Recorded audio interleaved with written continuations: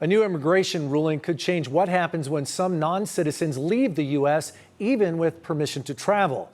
Good evening, and thank you for joining us. I'm Carlo Cicchetto. Marcella Lee is off.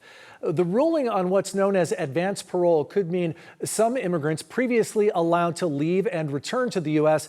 could now be blocked from re-entry for years. News 8's Esmeralda Perez is live with who could be affected by this. Esmeralda? Well, that's right, Carlo. Advance parole is meant to let some immigrants leave the country temporarily and come back for things like humanitarian reasons. But a new ruling means that leaving the country may have consequences.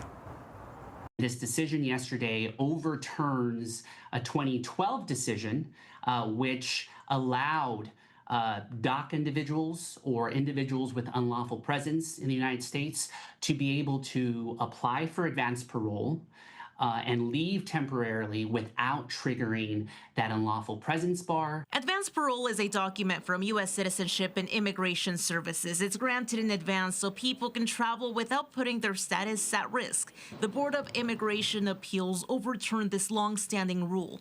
Now, for anyone who has accrued more than 180 days of unlawful presence, leaving on advance parole can trigger a 3 or 10-year re-entry ban, depending on how much time they racked up.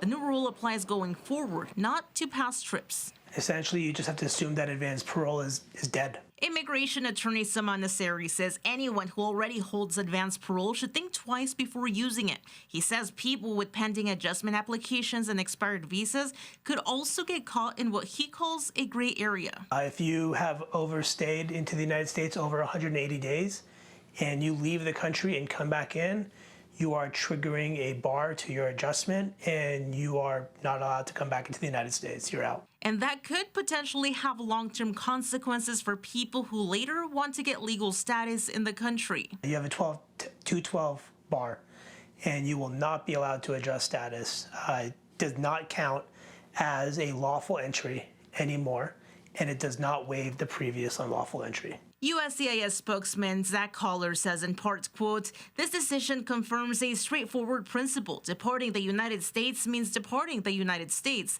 The immigration laws enacted by Congress impose consequences when someone who has accrued unlawful presence leaves the country and later seeks admission, including when that departure occurs under advance parole."